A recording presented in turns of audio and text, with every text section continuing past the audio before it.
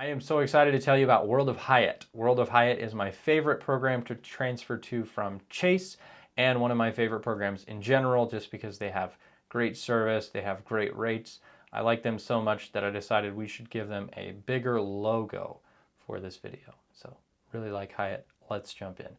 World of Hyatt can transfer from Chase Ultimate Rewards as well as Built Rewards. Built Rewards are hard to come by because they pretty much max out at a 1% return. That may change in the future, but for right now, Chase cards, on the other hand, offer lots of ways to earn points depending on what you're spending and which card you're using.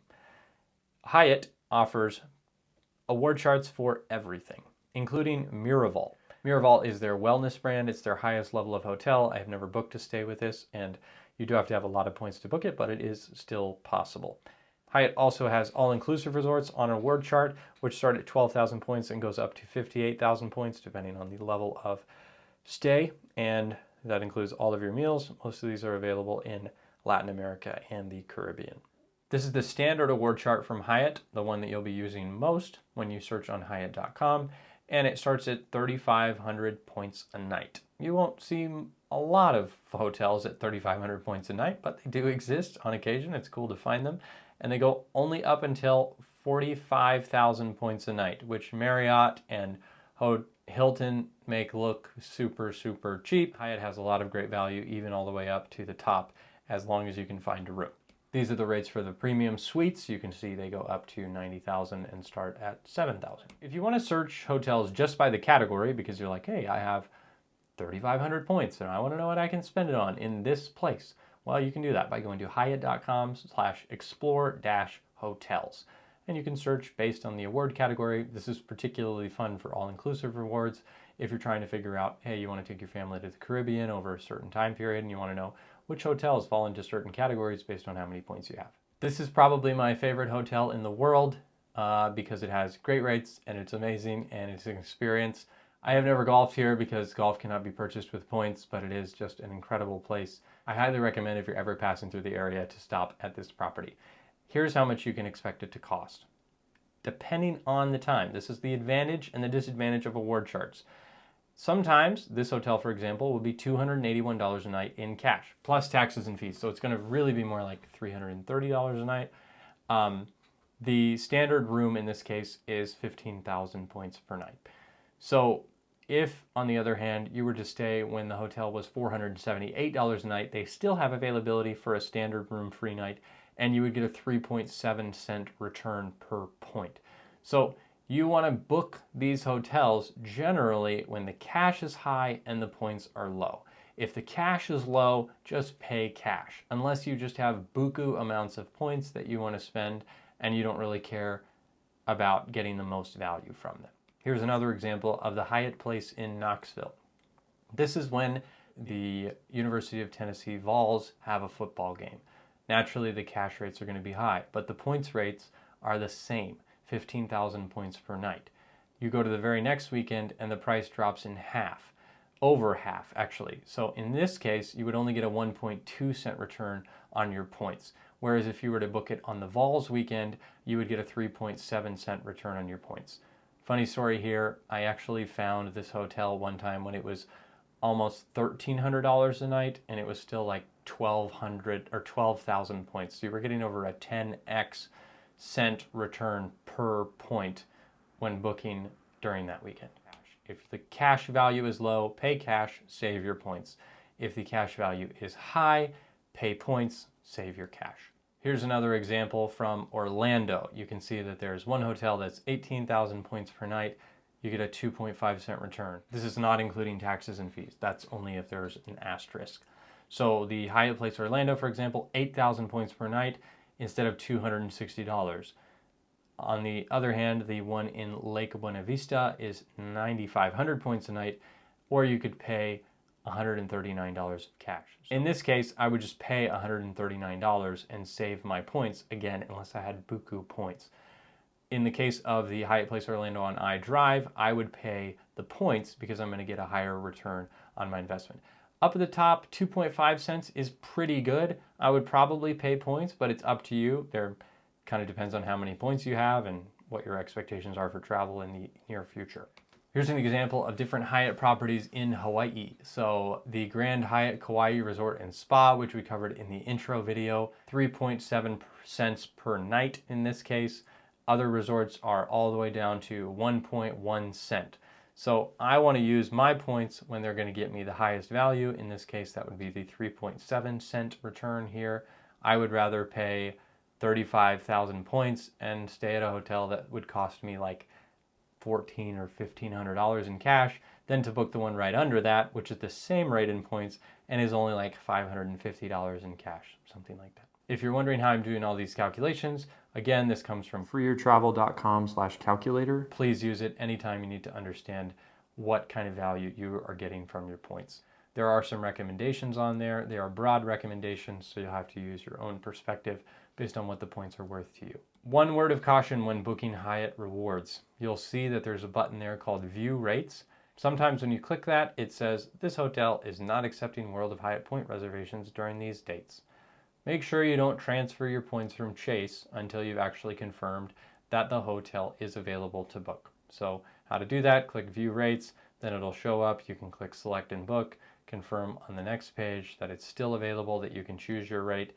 I've never gotten this far in the process and then had it not be available. World of Hyatt points transfer very, very fast, so you should be able to book within a minute. As a reminder of how to transfer your points, you go to chase.com and click this rewards button here on the right. From there, you'll click the card that you want to use, and then you'll click transfer points to partners. After that, you'll click the program you want to transfer to. In this case, I'm already enrolled in Hyatt, so it'll have my number saved. But if you're entering it for the first time, make sure you get it right because it is not reversible. After that, you'll click transfer points, confirm your World of Hyatt number. Again, please confirm it. Click next, enter the amount of points that you're going to need. Click next, click submit. Remember that all point transfers are final, and then you're all set. Your points transfer is in progress. It says it can take up to 7 days, usually by the next business day. I've never had it take more than maybe 60 seconds to get into my account. One word of caution with Hyatt: show up. Every reservation is going to show you when you can cancel. Sometimes it's 1 day out, sometimes it's 3 days out. Make sure that you confirm you can go, because if you can't go, the hotel is going to charge your credit card for the cash rate of the hotel. They will refund the points to your account, but it would be a very tragic thing to book a $2,000 a night hotel at a great rate only to not show up, and then for a week's stay you owe them $14,000. So make sure you show up to your reservation or cancel before the cancellation grace period is over. Another warning, please use your points.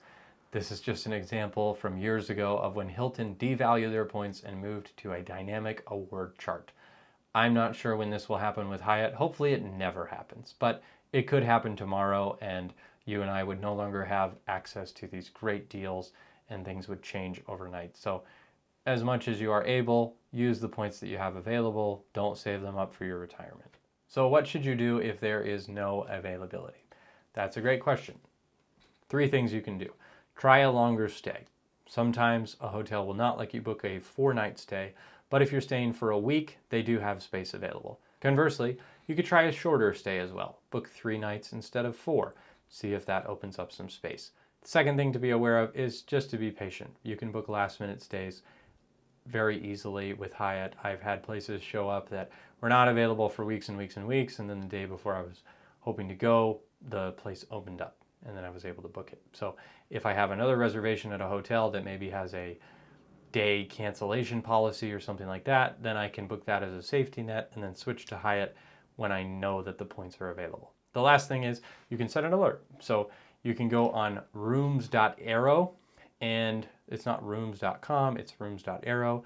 You can search for the hotel that you want, either enter a specific date or a date range. You put your arrival date in, the number of nights that you want, select what kind of room you'd like and the maximum points you're willing to pay, and it will email you if the hotel becomes available.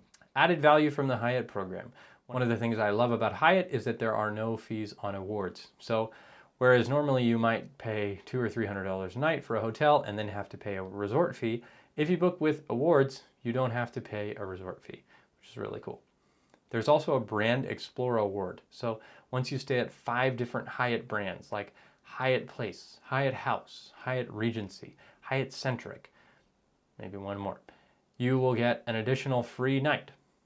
Even if you book those 5 nights with points, they'll give you an additional free night, which is pretty cool. You also get milestone rewards every 10 nights. So on the 30th night, you get a free night plus 2 club access awards that you can use when you want to have access to a club on your next stay and get free breakfast and other snacks depending on which place in the world the hotel is. It also gives you status. So these nights are not just throwaway nights, whereas if you book with chasetravel.com or amextravel.com or capitalOnetravel.com, you would just be booking through their travel agency. If you're booking through Hyatt.com, they count it as a status eligible stay. So as you can see here, I have conquered and overcome the hurdles to get to Explorist status.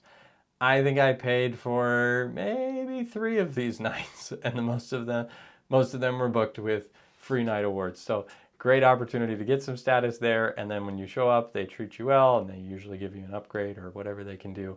Hyatt people I've found are very nice, even if you don't have a lot of status, so may not be super important to you, but here are some perks that you can expect. Primarily, if you're Discoverist, you get a late checkout. I have used that occasionally. The real other benefits don't really come until you get to Globalist, although when you're Explorist, you do get some additional upgrades that people, I guess, would not otherwise give you if you were just a Discoverist. One cool thing about Hyatt Discoverist status is that you can get it from just 10 nights a year. So that's a pretty easy way to get some status on a hotel and yeah, stay a week and a half somewhere and you'll have status for that year as well as the next year. This has been World of Hyatt, my favorite hotel program that outshines all the rest.